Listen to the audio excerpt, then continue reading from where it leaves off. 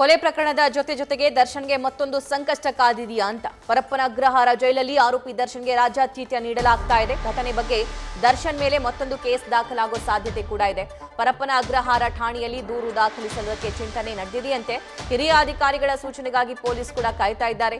ಈ ದೂರಿನಲ್ಲಿ ದರ್ಶನ್ರನ್ನ ಆರೋಪಿ ಮಾಡಲಿದ್ದಾರೆ ಪೊಲೀಸರು. ಅದರ ಜೊತೆಗೆ ಅವರಿಗೆ ಈ ಅವಕಾಶವನ್ನ, ಈ ಫೆಸಿಲಿಟಿಯನ್ನ ಯಾರೆಲ್ಲ ಮಾಡಿಕೊಟ್ಟಿದ್ದಾರಲ್ಲ, ಅದು ಅಧಿಕಾರಿಗಳಾಗಿರಬಹುದು ಅಥವಾ ಅಲ್ಲಿರುವಂತಹ ರೌಡಿಗಳಾಗಿರಬಹುದು, ಅವ್ರಿಗೂ ಕೂಡ ಸಂಕಷ್ಟ ಎದುರಾಗೋ ಸಾಧ್ಯತೆ ಇರುತ್ತೆ. ಯಾಕಂದ್ರೆ ಕಾರಾಗೃಹದ ರೂಲ್ಸ್ ಅನ್ನ ಅಲ್ಲಿ ಬ್ರೇಕ್ ಮಾಡಲಾಗಿದೆ.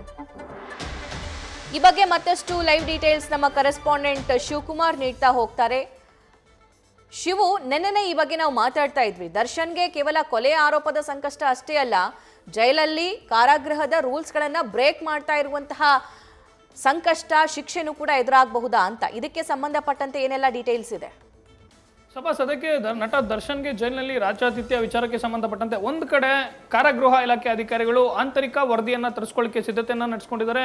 ಗೃಹ ಸಚಿವ ಪರಮೇಶ್ವರ್ ಹಿರಿಯ ಅಧಿಕಾರಿಗಳ ಜೊತೆ ರಾಜ್ಯದ ಕಾನೂನು ಸುವ್ಯವಸ್ಥೆ ADGP Hitendra, Bengaluru police commissioner Dayanand ಜೊತೆಗೆ ಕಾರಾಗೃಹ ಇಲಾಖೆ ಡಿಜಿ ಆಗಿರುವಂತಹ ಮಾಲಿನಿ ಕೃಷ್ಣಮೂರ್ತಿ ಅವರಿಂದ ಮಾಹಿತಿ ಪಡೆಯುವಂತ ಕೆಲಸವನ್ನ ಒಂದ್ ಕಡೆ ಮಾಡಿದರೆ, ಮತ್ತೊಂದು ಕಡೆ ಮಾಲಿನಿ ಕೃಷ್ಣಮೂರ್ತಿ ಅವರು ಘಟನೆಗೆ ಸಂಬಂಧಪಟ್ಟಂತೆ ತನಿಖೆಯನ್ನ ಮಾಡಿ ವರದಿಯನ್ನ ಕೊಡಬೇಕು ಅಂತೇಳಿ ಜೈಲಧಿಕಾರಿಗಳಿಗೆ ಸೂಚನೆಯನ್ನ ಕೊಟ್ಟಿದ್ದಾರೆ. ಯಾರು ಜೈಲಧಿಕಾರಿಗಳು ಕರ್ತವ್ಯ ಲೋಪವನ್ನ ಮಾಡಿದ್ದಾರೆ, ಎಸಗಿದ್ದಾರೆ, ಅವರ ಮೇಲೆ ಕ್ರಮ ಆಗುವಂಥದ್ದು ಕನ್ಫರ್ಮ್. ಅದರ ಜೊತೆಯಲ್ಲಿ ನಟ ದರ್ಶನ್, ವಿಲ್ಸನ್ ಗಾರ್ಡನ್ ನಾಗ, ಅವ್ರ ಜೊತೆಯಲ್ಲಿದ್ದಂಥ ಕುಳ್ಳ ಸೀನಾ ಹಾಗೂ ದರ್ಶನ್ ಮ್ಯಾನೇಜರ್ ನಾಗರಾಜ್ ಏನಿದ್ದಾರೆ, ಇವರ ವಿರುದ್ಧವಾಗಿ ಕಂಪ್ಲೇಂಟ್ ಅನ್ನ ಕೊಡ್ಲಿಕ್ಕೆ, ಅಂದ್ರೆ ಪರಪ್ಪನ ಅಗ್ರಹಾರ ಪೊಲೀಸ್ ಠಾಣಾ ವ್ಯಾಪ್ತಿನಲ್ಲಿ ಜೈಲು ಬರೋದ್ರ ಹಿನ್ನೆಲೆಯಲ್ಲಿ ಪರಪ್ಪನ ಅಗ್ರಹಾರ ಪೊಲೀಸ್ ಠಾಣೆಯಲ್ಲಿ ಕಂಪ್ಲೇಂಟ್ ಅನ್ನ ಕೊಡ್ಲಿಕ್ಕೆ ಆಲ್ರೆಡಿ ಜೈಲಧಿಕಾರಿಗಳು ಸಿದ್ಧತೆಯನ್ನ ಮಾಡ್ಕೊಂಡಿರುವಂಥದ್ದು. ಆದ್ರೆ ಹಿರಿಯ ಅಧಿಕಾರಿಗಳ ಸೂಚನೆಗಾಗಿ ಕಾಯ್ತಿರುವಂಥದ್ದು. ಅಂದ್ರೆ ಪ್ರಿಸನ್ ಆಕ್ಟ್ ನ ಪ್ರಕಾರ ಜೈಲಿನ ಮ್ಯಾನ್ಯುಯಲ್ ಅನ್ನ ಉಲ್ಲಂಘನೆಯನ್ನ ಮಾಡಿ ಜೈಲಿನ ಒಳಗಡೆ ರೌಡಿ ಶೀಟರ್ಗಳ ಜೊತೆಯಲ್ಲಿ ಸಖ್ಯವನ್ನು ಬೆಳೆಸಿಕೊಂಡು ಇತರೆ ನ್ಯಾಯಾಂಗ ಬಂಧನದಲ್ಲಿದ್ದಂಥ ಆರೋಪಿಗಳ ಮೇಲೆ ಪರಿಣಾಮವನ್ನು ಬೀರ್ತಿದ್ದಾರೆ. ಜೊತೆಗೆ ಜೈಲು ನಿಯಮಗಳನ್ನ ಉಲ್ಲಂಘನೆ ಮಾಡ್ತಿದ್ದಾರೆ ಅನ್ನೋ ಆರೋಪದ ಮೇಲೆ ಇವರ ಮೇಲೆ ಸದ್ಯ ಎಫ್ಐಆರ್ ಅನ್ನ ದಾಖಲು ಮಾಡಲಿಕ್ಕೆ ಜೈಲಧಿಕಾರಿಗಳು